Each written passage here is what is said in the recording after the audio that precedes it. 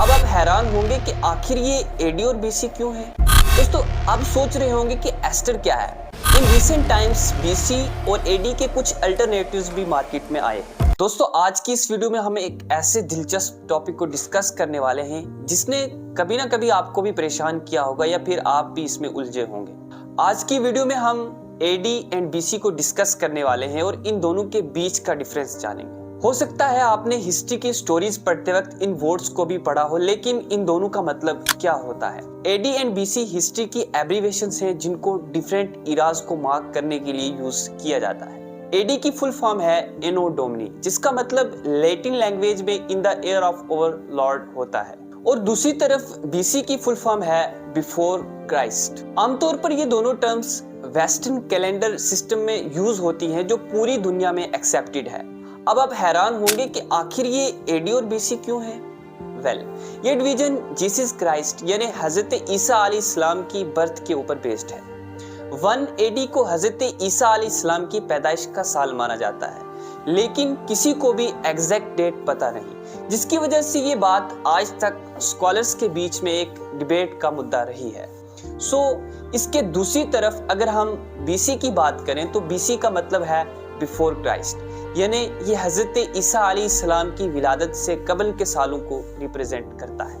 BC की counting हमेशा backward से करी जाती है, लाइक 1 बीसी यानी हजरत ईसा अलैहिस्सलाम की विलादत से 1 साल पहले। और ये बात भी जानना बेहद जरूरी है कि 1 बीसी के बाद डायरेक्ट 1 एडी शुरू हो जाता है, इसमें 0 का कोई भी साल नहीं है।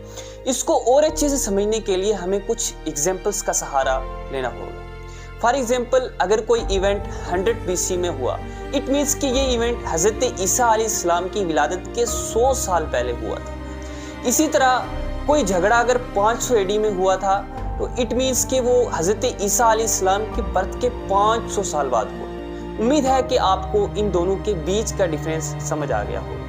इन रिसेंट टाइम्स बीसी और एडी के कुछ अल्टरनेटिव्स भी मार्केट में आए हैं, लाइक बीसी को अब BCE भी कहा जाता है, जिसकी एब्रीविएशन है बिफोर कॉमन इरा, और दूसरी तरफ एडी का अल्टरनेटिव CE है, जिसकी एब्रीविएशन है कॉमन इरा। ये बात भी हमारे लिए जानना बेहद जरूरी है कि ये टर्म्स अब हमारी हिस्टोरिकल क्रोनोलॉजी का एक इंटीग्रल पार्ट है, जो हमें एक vast timeline of human civilization का पता बताती है। दोस्तों ज्यादा दूर नहीं, अगर एडी और बीसी की शुरुआत की बात करें तो ये 6th सेंचुरी में हुई, जब एक रोमन मोंक डायनोसिस एक कैलेंडर बनाता है to determine the date for Easter. दोस्तों आप सोच रहे होंगे कि एस्टर क्या है। एस्टर क्रिश्चियनिटी में प्रिंसिपल हॉलीडेज माने जाते हैं और ये कैलेंडर एडी और बीसी पर बेस्ड होता है। रिमेंबर, इसी वजह से डायनोसिस को इन्वेंटर ऑफ क्रिश्चियन कैलेंडर भी कहा जाता है। बाद में इस कैलेंडर की ज्यादा एक्सेप्टेंस की वजह से ये हिस्टोरिकल इवेंट्स की डेटिंग के लिए भी यूज होने लगा। नाउ जिस तरह एडी और बीसी का वेस्टर्न वर्ल्ड में बहुत ज्यादा यूज होता है, इसी तरह ये जानना भी इम्पोर्टेंट है कि बाकी कल्चर्स और रिलीजन्स का भी अपना डेटिंग सिस्टम है। फॉर एग्जाम्पल, अगर हम इस्लामिक कैलेंडर की बात करें तो वो हजरत मोहम्मद सल्लल्लाहु अलैहि वसल्लम की मक्का से मदीना की माइग्रेशन पर बेस्ड है।